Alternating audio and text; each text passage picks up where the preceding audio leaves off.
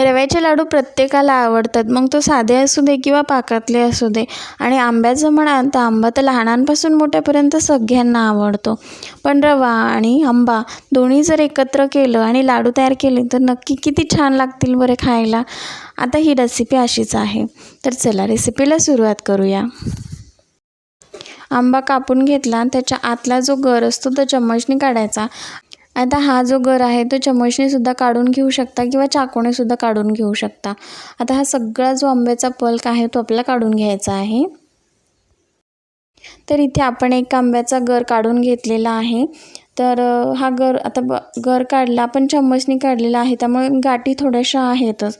त्यामुळे ह्या गाठी फोडण्यासाठी आपल्याला हा गर जो पूर्ण मिक्सरला आपल्याला फिरवून घ्यायचा आहे, ज्यामध्ये पाणी थोडंसुद्धा टाकायचं नाही. फक्त जो आपला पल्प आहे आंब्याचा तो नुसता फिरवून घ्यायचा. बघा, तुम्ही बघू शकता किती दाटसर झालेला आहे, जो आपण वाटीत काढून घेतला.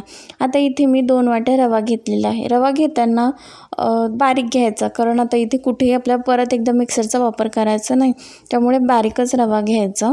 किंवा तुम्ही जाड घेतला असेल ना तर तो मिक्सरला आधीच फिरवून घ्यायचा, जेणेकरून मग तो आधीच बारीक होतो आणि परत आपल्याला काही गरज पडत नाही. आता इथे 2 वाट्या घेतलेल्या होत्या रव्याच्या, त्यासाठी इथे मी अर्धी वाटी तूप घेतलेलं आहे. आता हे मस्त असं गरम करून घ्यायचं. आता तूप गरम झालं की त्यामध्ये आपण जो 2 वाट्या रवा घेतला होता तो टाकून घ्यायचा आणि भाजून घ्यायचा.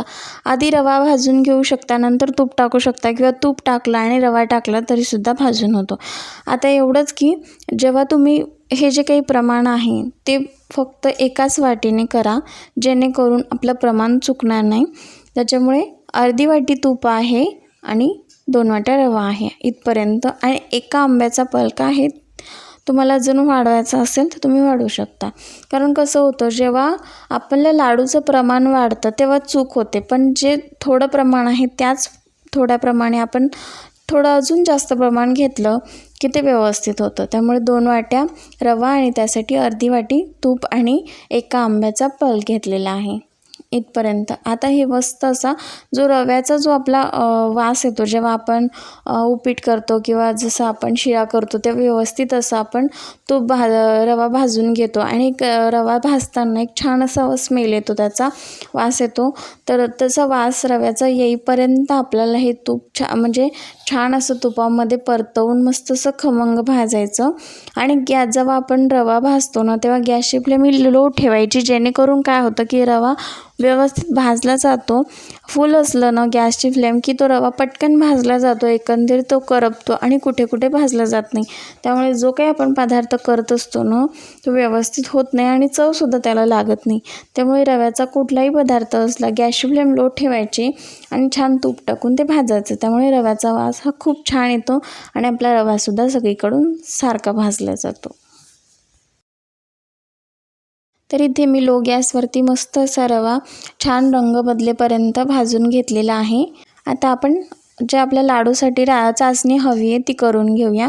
आता तिचं प्रमाणसुद्धा जसं आपण 2 वाट्या रवा घेतला त्यासाठी चाचणी करताना 1 वाटी साखर घ्यायची. आणि जो आपण आता इथे आपण पाण्याचा वापर करणार नाही, कारण पाण्याचा वापर केला तर आपण जे लाडू तयार करतो ते पटकन खराब होतील. पण इथे कुठेही आपल्याला पाण्याचा वापर करायचा नाही. जेव्हा आपण साखरच हे करतो वितळतो तेव्हा साखरेचं पाणी बऱ्यापैकी होतं आणि जे आंब्याचं पल्प टाकले त्यालासुद्धा असं पाणी होतं आणि पाणी सुटल्याचं हे बघा दोन्ही असं पातळ होतं. त्यामुळे आपल्याला पाण्याची शक्यतो गरज लागत नाही. तर 2 वाट्या आपण रवा वापरला त्यासाठी 1 वाटी साखर आणि अर्धी वाटी तूप आणि 1 आंब्याचा पल्प. तर 1 वाटी साखर वापरली आणि 1 आंब्याचा पल्प वापरला. ह्याच्यामुळे आता आपल्याला पाण्याची गरज नाही. तर ते मस्त असा याचा पाक तयार करून घ्यायचा. आता इथे पाणी न वापरलं त्याच्यामुळे हे लाडू खूप जास्त दिवस टिकण्यासाठी सुद्धा मदत होते. तर हे बघा मस्त असं पातळ झालेलं आहे आणि आपण आंब्याचा जो गर आहे तो मिक्सरमध्ये फिरवून घेतला, त्यामुळे काय झालेलं ह्याच्यामध्ये गुठळ्या पण राहिलेल्या नाही आता. तर हे मस्त पाक तयार करून घ्यायचा. जसं आपल्याला अगदी थोडा कच्चा पण एकतरी असा पाक आपल्याला लागतो त्याच पद्धतीने, जसं नॉर्मल आपण लाडू बनवतो ना तेव्हा कसा पाक तयार करतो त्याच पद्धतीने हा पाक तयार करून घ्यायचा.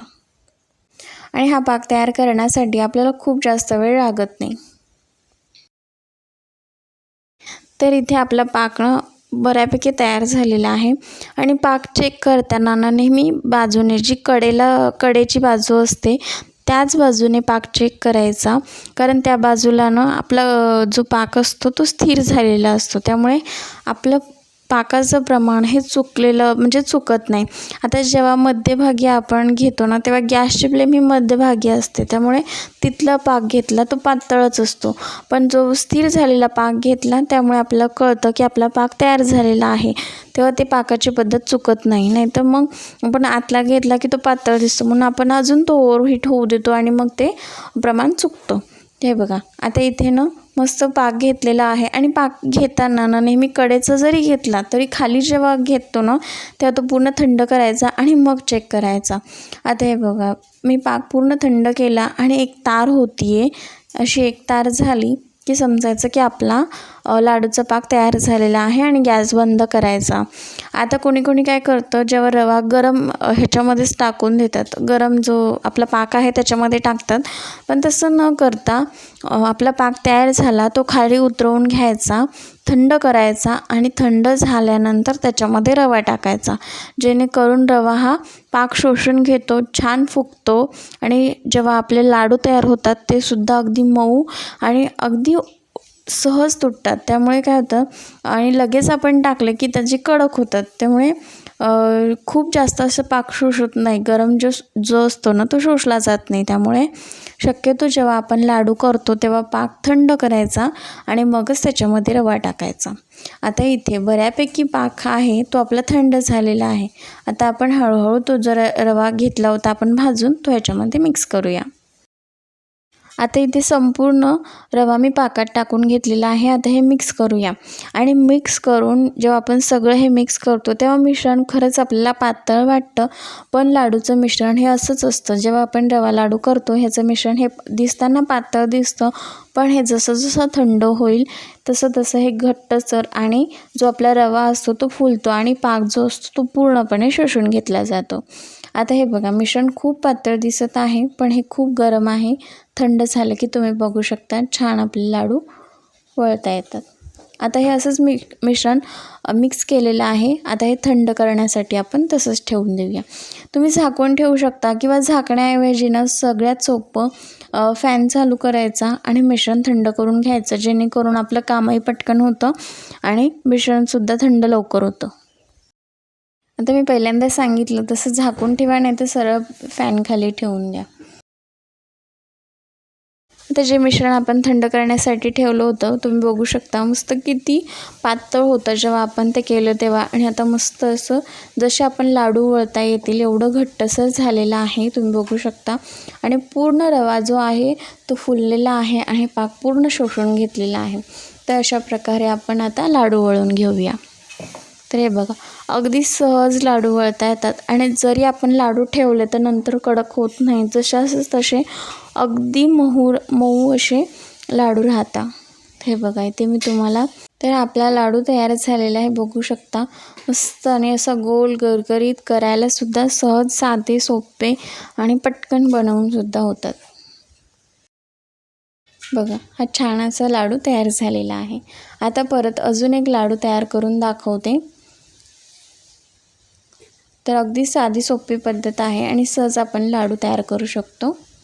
तर अशाच प्रकारे इथे मी सगळे लाडू तयार करून घेते. तर हा सुद्धा बघा किती मस्त असा लाडू तयार झालेला आहे. तर इथे आपले रवा आंबा लाडू बनवून झालेले आहेत. बनवायला सुद्धा खूप साधे आहेत आणि सहज बनवता येतात अगदी. आणि चुकायला प्रमाण जर योग्य असेल तर कोणतीही रेसिपी असली तर तरीसुद्धा चुकत नाही.